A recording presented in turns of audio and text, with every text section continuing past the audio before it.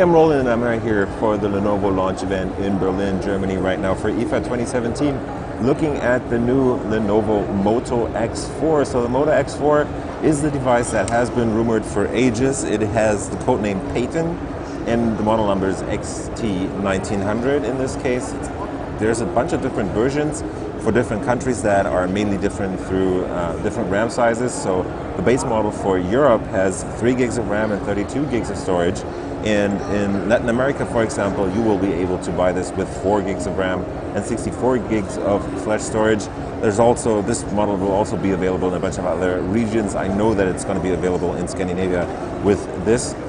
In general, I have two colors right here. So this is sterling blue or nimbus blue, depending on the market, they're calling it different.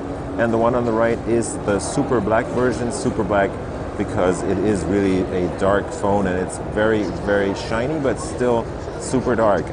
I'll use the sterling version, I think, to show you around the device and tell you a bit about it. So this is the new 4.2-inch mid-range, premium mid-range offering from Motorola that runs a full HD screen in this case. It is a Super AMOLED panel. You can choose between different saturation settings on the panel, so it has full HD resolution. And I'll just try and show you the difference in saturation. The one on the left is set to normal, and the one on the right has the more vibrant color setting activated right now. So you can see the AMOLED is actually pushing the colors a bit more. The one on the left looks a bit more natural and a bit more, a little less dull, or a little dull compared to the other one. Overall, it's a pretty decent panel. Brightness seems to go way high up. So if I go in here, we're right now at about 40%, and if I push it much further, you'll end up with a pretty bright screen actually, because I mean, I'm not in the most well-lit room because Lenovo is always doing their events in these kind of dark places, but this one does seem to have a very nice screen indeed. If you look at the front, you can see there is no air gap between the panel and the glass cover. The glass is actually Gorilla Glass 3 in this case, so it's mostly scratch resistant. It also has this kind of 2.5D taper on the edges right here. I don't see any plastic lip around the screen, so that could be an issue when you drop the device and the plastic or the metal frame gets in contact with the glass. That could actually be a source for a ton of cracks, so you might want to think about that first before you go with this device. Technically, it's a pretty interesting device because you'll have a 16 megapixel camera on the front that has a 2.0 aperture. There's an LED flash on the left right here. You get this super shiny casing that has this reflection style glass covers on them like the Honor devices have had for a little while now. At the bottom, you get the fingerprint reader that's integrated into the device, but it does seem to have, there's a bit of an edge there. It's not clickable, but just flat with the surface itself, but it's not under glass in this case. There is your speech mic down here. Lenovo is kind of embracing that, the fact that they are putting the mic on there, so they're putting it more central on the front. It doesn't look too bad on the other devices. It was always a bit misplaced and looked kind of odd. On this one, it does actually fit in pretty nicely. The bezels on the device are decent, I'd say. So they're about maybe 2.5 millimeters wide. Doesn't look too bad, even on this model that has this bright frame around the screen. Looks pretty good. You get the speaker up top too, and you can see this is a metal frame, so it has these cutouts for the antennas. And at the top there on the left is your combined nano SIM card slot, so you can put 2 SIM cards in here, and one of them can also be replaced with a micro SD card to extend storage. Up top is also your noise cancellation mic, and that is pretty much it. On the right side, you have the volume rockers and the power button. Those are kind of tiny, not so easy to find as far as I can tell from using this for just a couple of minutes. They have a very nice click feel to it. They're not wobbly at all, so overall build quality seems to be very, very nice on this device. The power button is a bit mushy. It could be more pronounced click on it. And at the bottom you get your headset jack plus a USB Type-C port for charging, and there you can also see the model number on this. This is the XT1907. Should be interesting to see what kind of storage is configured on this one. Let me just go into settings right here. and check out storage for 1 second. Yeah, this is actually the higher end model, so it's got 64 gigs of RAM in here, and there are also 4 gigs of flash storage, 4 gigs of RAM down here, and 64 gigs of flash storage, so that's pretty interesting. I haven't seen this mentioned during the show, so we'll see how that thing is actually priced and if it's coming to Europe at all. As I said, Scandinavia is definitely getting it.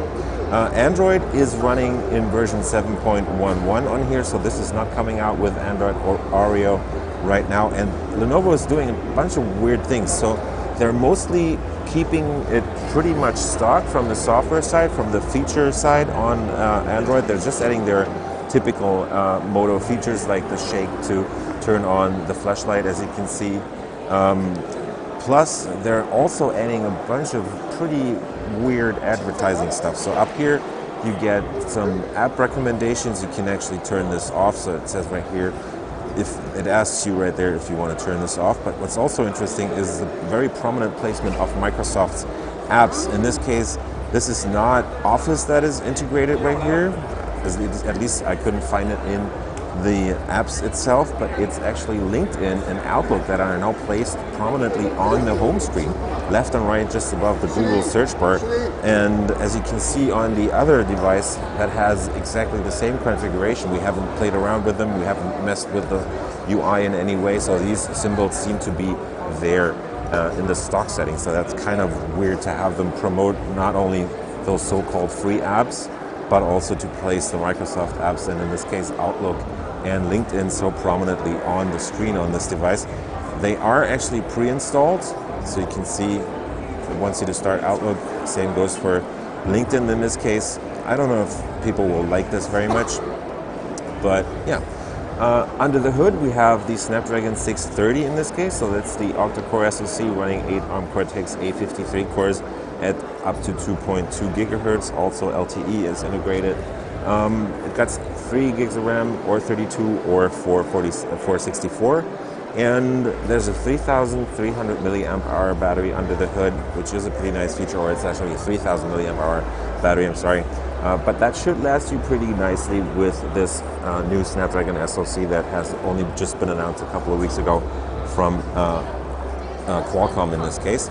But if you go over to the back, you'll end up with the flagship feature on the Moto X4, which is the dual cam setup. So you have an 8 megapixel camera on one side and a 12 megapixel camera on the other side. The 8 megapixel has a 2.2 aperture, while the main lens, that is the 12 megapixel camera back here, has a 2.0 aperture, so that should give you pretty nice photo capabilities. At least Lenovo is promoting that. You also get a dual LED flash up there, and you get this kind of, yeah, it looks like a watch basically back here.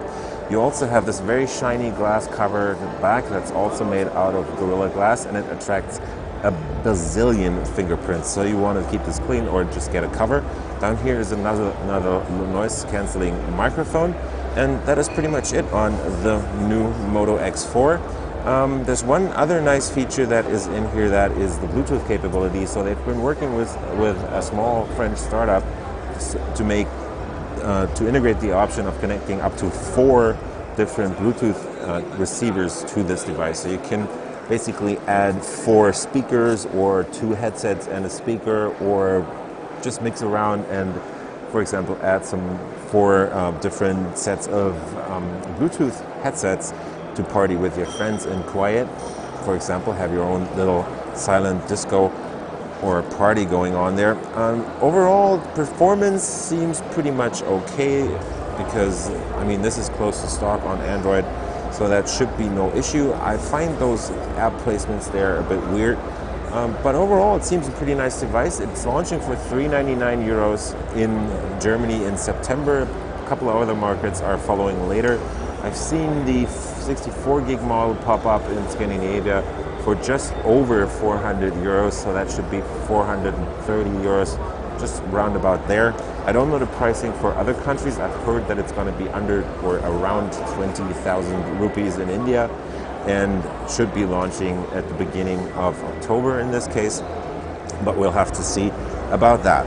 Yeah, so overall, pretty nice looking device, the Moto X4. We've shown you a lot of it ahead of the show, and I hope it will fare well and find a bunch of happy customers because it looks really nice. It does have some pretty attractive features to it. And we'll see how this mid-range offering from Motorola does in the future. So I've been Roland, checking out the Moto X4 here at IFA 2017.